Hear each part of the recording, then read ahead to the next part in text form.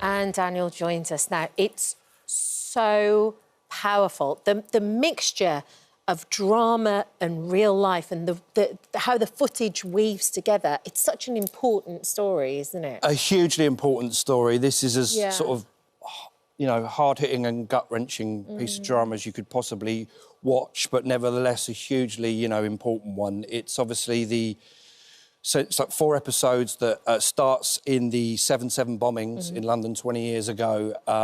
We then leap forward 2 weeks to when there was a copycat attack, and then subsequently from that manhunt, the tragic killing of John Charles took place at Stockwell Tube Station. So the beauty of this piece is that it's told from multiple perspectives. You know what I mean? You've got the first responders, Cliff Todd, who I play.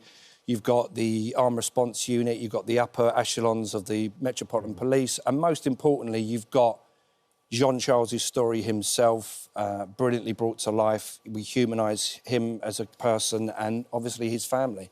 So, and they've been consultants and behind the drama every step of the way. So, you know, the purpose of this piece is to sort of, you know, honour his life, you know, and right the misinformation that seems to have stuck in this particular case. There was so much of that, Danny, as well. I had just started more or less full-time on GMTV at the time. I remember getting the phone call about what had happened, and then we were reporting on 7/7, and it was such a visceral time for everybody living, certainly in London and going on the trains, and I have family members that were affected by one of the bombings.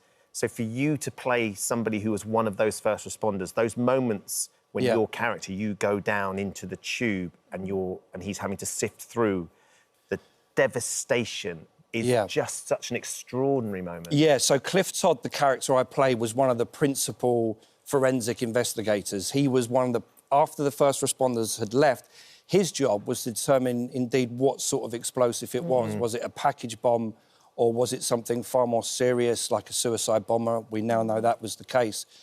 It wasn't lost to me that day that we filmed the interior of the tube. You know, as an actor, sometimes you get given an opportunity and a role that comes along and you feel that sense of responsibility, you know, to sort of recreate that. I mean, the set design was second to none, but, you know, I think not just me, all of the ensemble of actors felt this huge sense of responsibility to get it absolutely right. It's written by Jeff Pope, who is an absolute master at bringing these sort of dramas to life. You know, he's got a kind of journalistic, forensic approach to his writing, and sort of no stone's been left unturned to give this is as accurate and as vital account of these events as you could possibly get.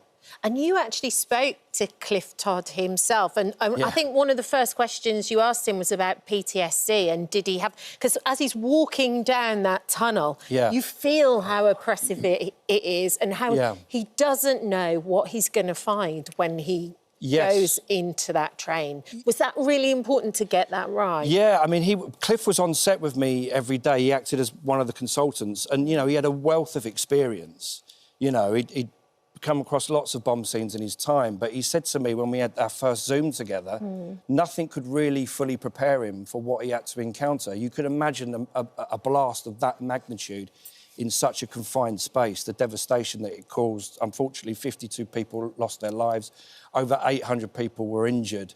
And so somehow you have to kind of take on that information and act that whilst wearing a hazmat suit and a mask.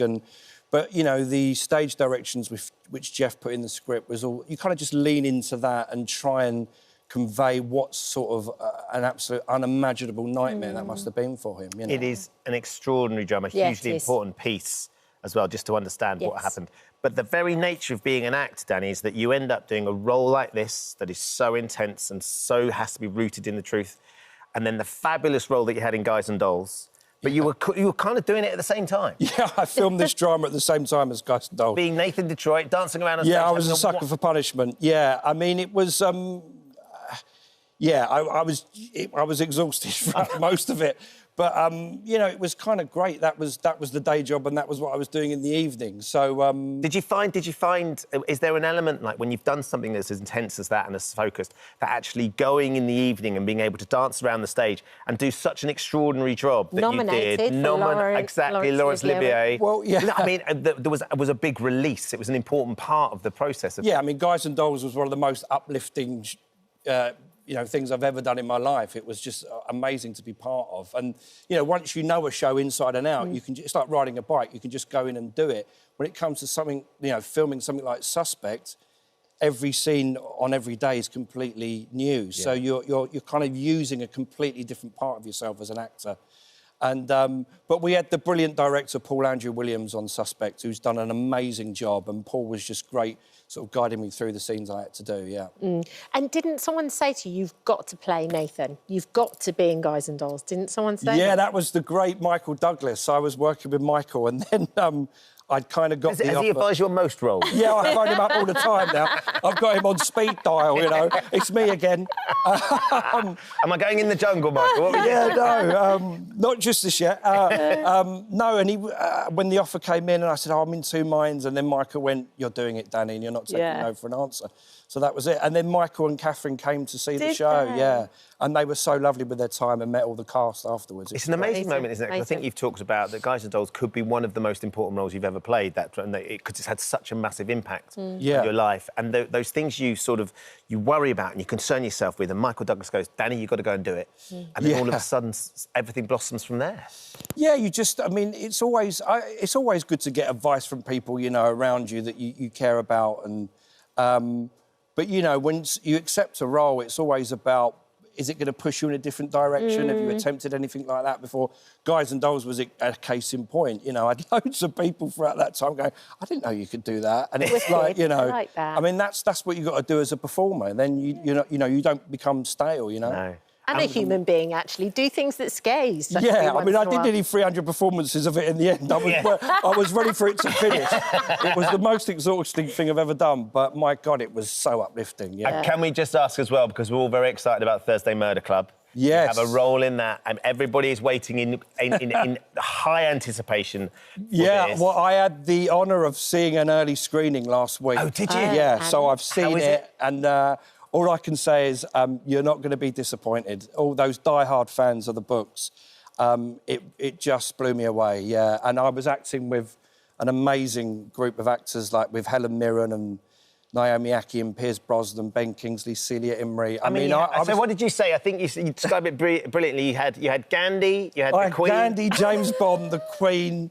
Acorn Antiques, Whitney Houston, and that was on my first day. And I was like, pressure. I was suffering from imposter syndrome, and I thought, you've got to kick that into touch and deliver, Danny. So it's great. I had the most wonderful time filming it in the summer, and, you know, there's obviously lots of books, so fingers crossed we get to do more. But it's brilliantly directed by Chris Columbus. Yes, Harry Potter. Who did Harry Potter, and that was quite funny, actually. The first rehearsal I had with Chris... He said, this is the best cast I've assembled since Harry Potter. Wow. And I just instinctively said, yeah, and you screwed that up. I actually didn't use that word, but I won't tell you the word that I used. But it was a great icebreaker with Chris and I, and he's just done an amazing job on it. Yeah. So you look forward to seeing that. I think it's coming out in August. So there's so much more we want to talk to you about. We haven't got time. Will you come back and see us when Thursday Murder Club's out? Of course I will. Amazing to see you. Thank you. Suspect, the shooting of Jean-Charles de Menezes, is available on Disney Plus from tomorrow. Thanks, Danny. Great to see you. Brilliant. Thank you for visiting our This Morning YouTube channel. We upload tons of new content every single day. So hit the subscribe button, like all the videos, and don't miss out. We'll see you in the morning.